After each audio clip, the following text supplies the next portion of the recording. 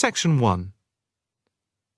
You will hear a woman asking about membership of a society. First, you have some time to look at questions 1 to 4.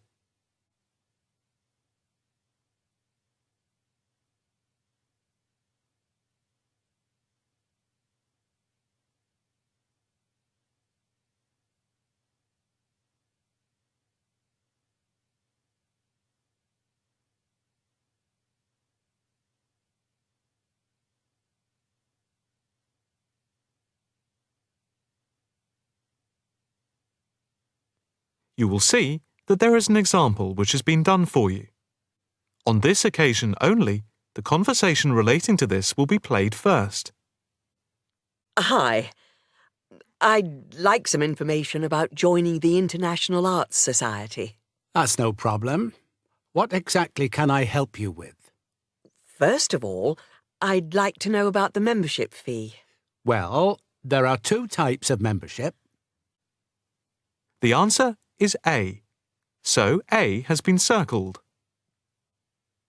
Now the test will begin. You should answer the questions as you listen, because you will not hear the recording a second time. Listen carefully and answer questions 1 to 4. Hi. I'd like some information about joining the International Arts Society. That's no problem. What exactly can I help you with? First of all, I'd like to know about the membership fee. Well, there are 2 types of membership. Can you tell me what they are? First, there is lifetime membership, which means that you can have access to all the facilities at the Society itself and all exhibitions. Plus, you can have discounts to various events at affiliated arts organisations here and abroad. And on top of that, you can use the lifetime members' room. How much is that type of membership? Well, the lifetime membership fee is £1,537. OK. It's rather a lot to pay in one go. What about the other membership? The ordinary membership, that's £193 per year. That sounds a bit more reasonable. What does that entitle you to? You can visit the Society, including the exhibitions, the library, and follow the arts programmes on weekdays during the opening times from 10 a.m. to 9 p.m. and at the weekend between 10 a.m. and 5 p.m. On Saturday, if there's a special event like a lecture or restricted showing of an exhibition, then it opens until 9 p.m. So, what is the difference between this and the lifetime membership? In the long run, you save money as you're making a one-off payment, and you have exclusive use of the lifetime members' room. OK. What arts programmes do you run? Well, the Society has a very extensive programme to cater for all tastes. There's a series of exhibition rooms for the permanent collection of paintings, watercolours and sculpture. And then there's a new exhibition area which opened at the beginning of the year. And we run a series of courses and lectures to go with the exhibitions. Can I ask about the lectures? What is scheduled for this year? The latest list is in this leaflet. Oh, yes. That looks very good. Are all the exhibitions, etc., free if I join? Yes, everything is free. That's fair enough. I think in that case I'll join. Before you hear the rest of the conversation, you have some time to look at questions 5 to 10.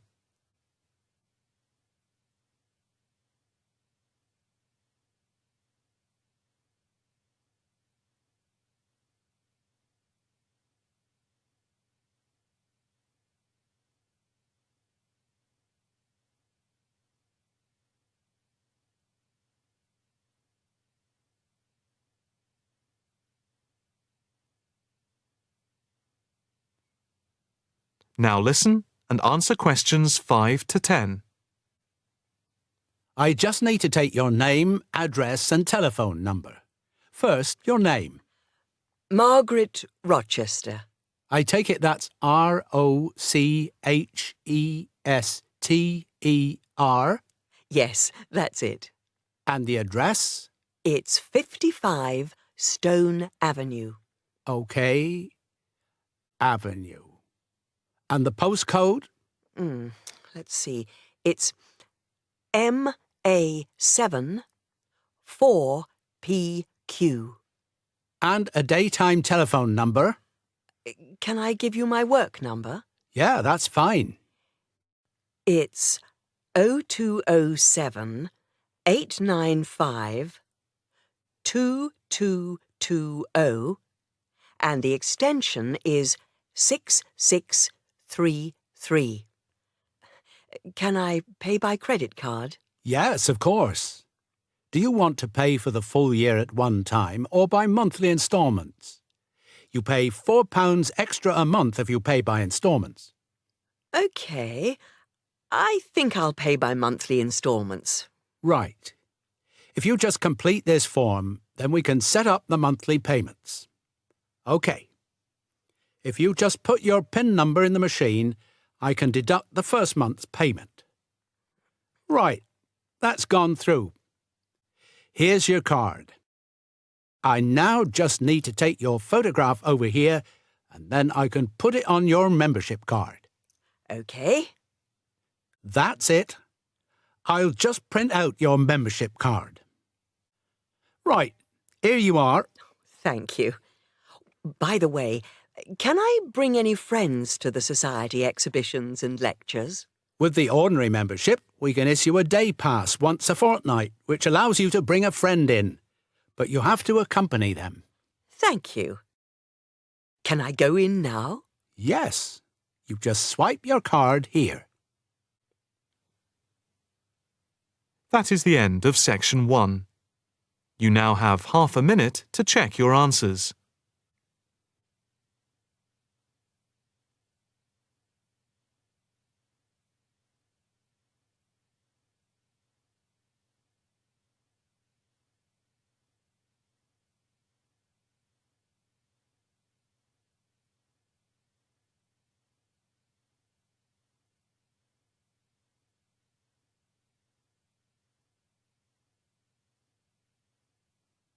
Now turn to section 2.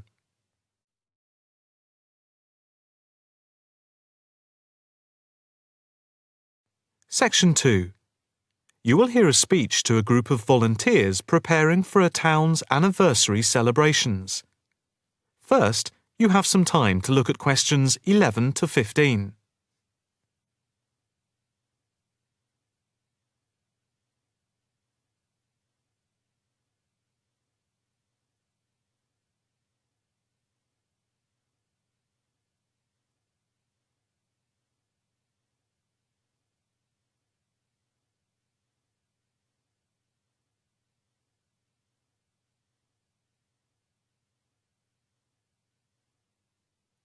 Now listen carefully and answer questions 11 to 15. And now for the preparation plans for the town's 250th anniversary celebrations. We are going to follow the same system we had last year, but with a few changes to increase the party spirit. First of all, this time we are going to make the concert on the beach open to everyone without charge. This is because we have been given money by the council for the celebration, and also because last year we had so many problems with keeping people out who had not paid. And on top of this, people will not have to pay for refreshments either, as these are being donated. Right now, we are going to divide into 4 teams. The first one, the beach team, will be responsible for cleaning up the beach on the Saturday morning, picking up litter, bottles, plastic bags, wood, and anything else that's lying around. Everyone is meeting at the beach shop at 8 a.m. It's an early start, but we want to give everywhere a good thorough clean. We have had permission from the council to close the beach to get it ready for the anniversary celebration on Sunday. The second team will be responsible for setting out seating in the square for the speeches and prize giving. Again, an early start is preferable, but the vans with the seats can't be there until 9 a.m. So, shall we say that everyone should meet at the village hall at 9:30? Starting then will allow extra time if the vans are late. Before you hear the rest of the talk, you have some time to look at questions 16 to 20.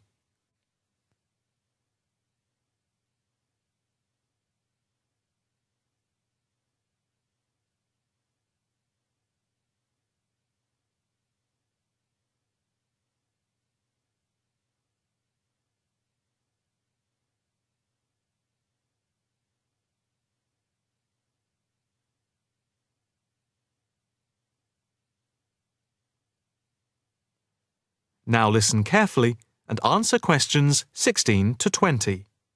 Now, the third team will be the judges. For each of the various competitions, we will have 3 judges. On the whole, they will have had experience of judging before.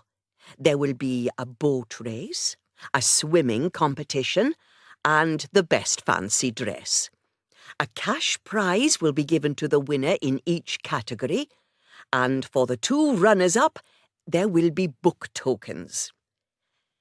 There is a sponsored mini-marathon, and by the deadline, lunchtime today, we had 263 applicants, with ages ranging from 15 to 60. That's 80 more than last year. Each entrant has paid a £20 registration fee to enter, and all the profits will go to the local children's hospital to help fund much-needed specialist apparatus. The fourth team consists of the wardens for the day itself. We are expecting at least 10,000 people, if last year is anything to go by. The fields near the entrance to the beach can be used as car parks, and we need wardens to help make sure the actual parking is more organised than last year, which was a mess. We also need someone to be in charge of the first aid, which will be at the entrance to the beach. Finally, we need some volunteers for the clean-up. Last year we didn't do this very well, and so the council has agreed to provide large bags to collect all the recyclable material like glass and plastic, etc. But we have to deal with the rest, like leftover food, ourselves. We don't want to leave piles of rotten food around or dangerous bottles. That is the end of section 2. You now have half a minute to check your answers.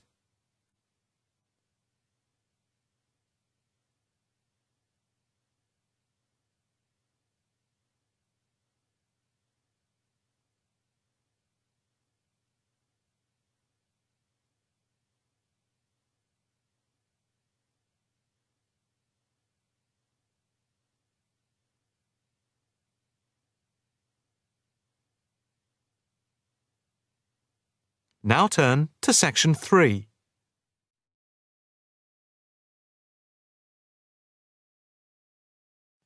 Section 3. You will hear a female and a male student talking about the mock exams that they have just taken. First, you have some time to look at questions 21 to 25.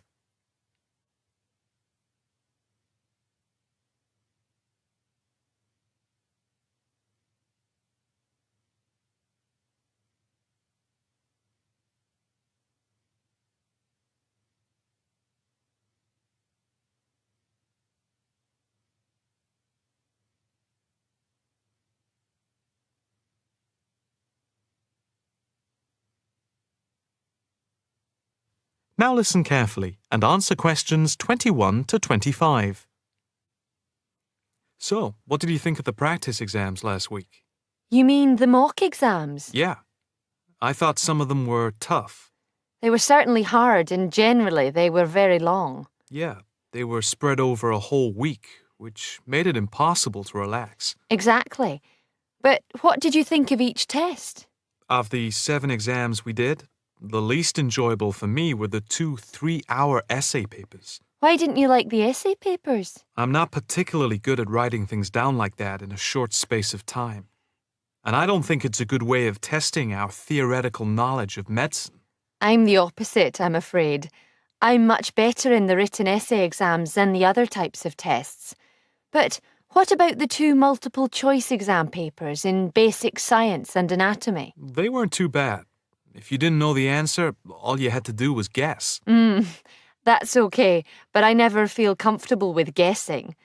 And you know that there is research that shows that women are disadvantaged when doing multiple-choice questions compared to men. You've mentioned this before, but I'm not sure I believe it. It's true. Multiple-choice questions benefit men more than women. They are a male construct. If you say so. It's not if I say so. Anyway, you have to be careful with multiple-choice questions because of the negative marking. That can really bring the score down if you keep guessing and get all of the guesses wrong. It's double negative. Yeah, that is a danger. What about the role play? Did you like that? Yeah, with the actors and actresses as simulated patients. Yeah, I thought that was by far the best part of the exam. Why was that? What I liked about it was during the 24 test stations, we had a chance to show what we know about communicating with patients and show our practical medical knowledge, etc. Yes, I think I agree with you there. I enjoyed all of the stations, but I can tell you I was tired at the end. I have done a practice exam with 12 test stations, but not 24. It was exhausting, but also exhilarating. I agree completely. It lasted nearly 4 hours in total with the break. Before you hear the rest of the conversation, you have some time to look at questions 26 to 30.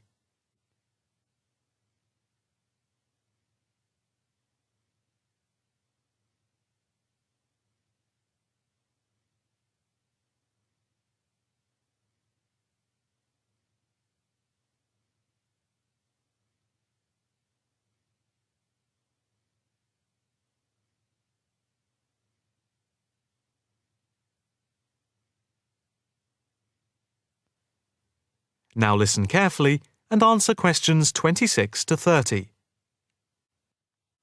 What did you think of the other 2 exams? The 2 problem-solving tests? I didn't think I was going to handle them very well, but in the end, I think they went better than I thought they would. What I liked most was the test where we had to work in groups of 4, and to solve a problem, we had to prioritise actions. That was very interesting. I'm not sure that I did very well in that, though. Did you feel comfortable being in a group of 4 and having 4 examiners watching you as you discussed the problem? We did practice it several times before. You learn to forget that someone is watching you. But some people are better at speaking in group situations like that, and they get the best marks. The test doesn't just assess whether people can talk a lot. It's about showing you can listen, organise your thoughts, and then show you can be part of a team, allowing other people to speak. Well, we'll have to see how it goes. When do the results of the mocks come out? They said next week, and then it's the finals 2 weeks later. Yeah, we've got that to look forward to. What is the policy on resits? Why? Are you planning to fail? No, but, well, you know what I mean. The resits are held in September, and if there is any problem after that, it goes to appeal. We'll just have to make sure we don't fail any part of the whole examination. I certainly wouldn't want to do any of it again. Me neither. It's hard when you are not allowed to fail any of the exams. I bet they don't have that policy in any other subject. Probably not. That is the end of section 3. You now have half a minute to check your answers.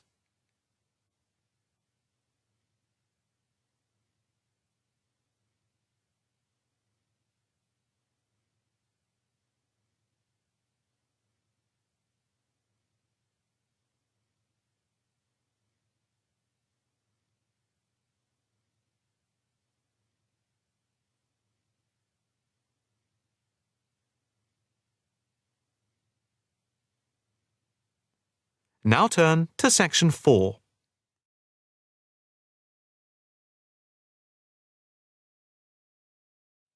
Section 4. You will hear a talk on research in the Indian Ocean. First, you have some time to look at questions 31 to 40.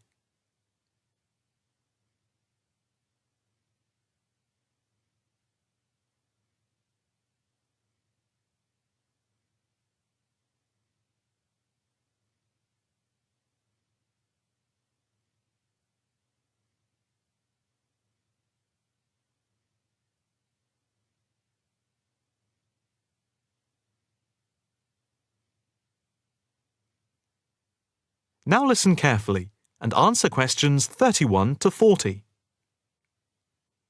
In this, the first lecture in our series on the changing face of the oceans of the world, we are going to look at the Indian Ocean, into which the Oceanography Department at the Institute here in Australia has been doing pioneering research over the past 5 years. Let us start with some facts about the Indian Ocean to give you an idea of the scope and complexity of the enterprise we have undertaken. As you can see from the diagrams here on the screen, showing the relative size of the planet's 5 oceans, the Indian Ocean comes third after the Pacific and Atlantic Oceans, but is larger than the Southern Ocean and the Arctic Ocean. On this slide, you can see that the Indian Ocean is different from the 2 larger oceans in that it is landlocked to the north and does not extend into the cold regions of the North Pole.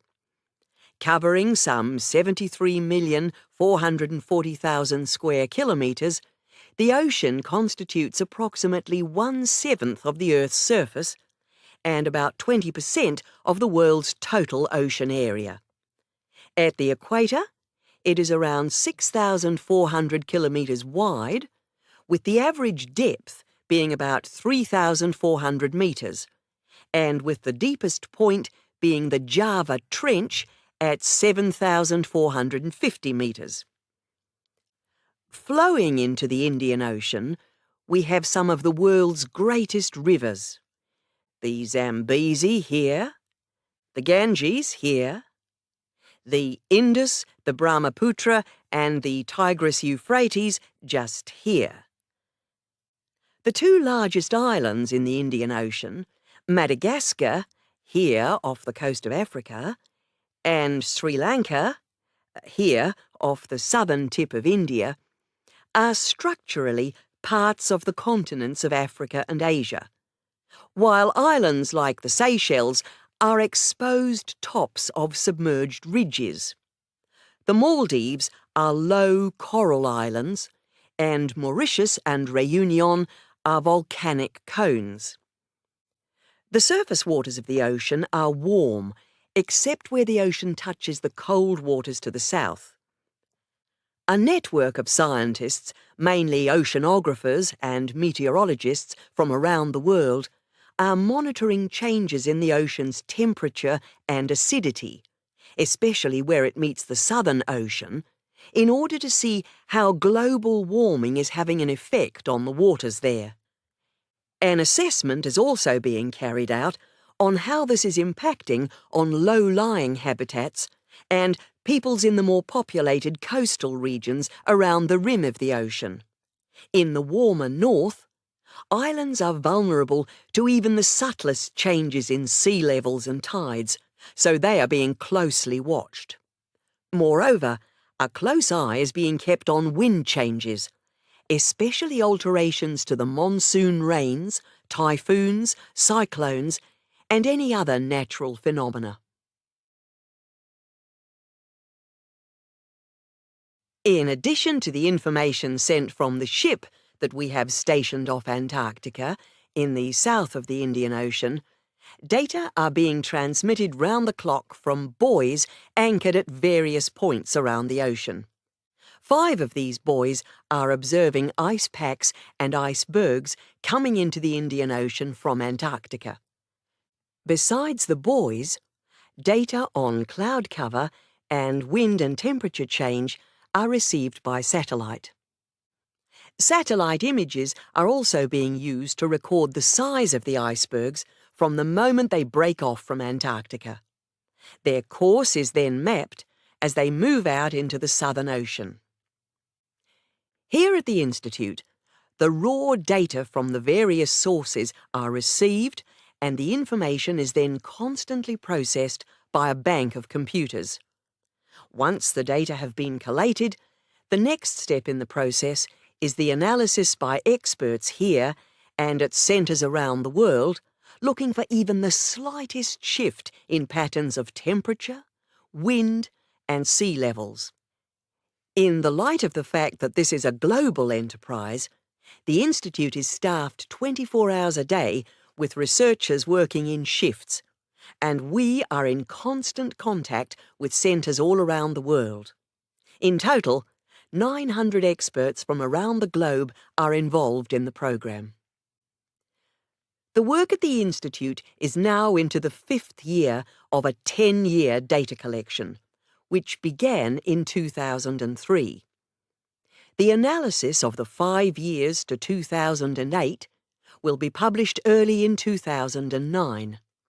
However, changes in patterns are already being noticed since the data have been gathered. That is the end of section 4. You now have half a minute to check your answers.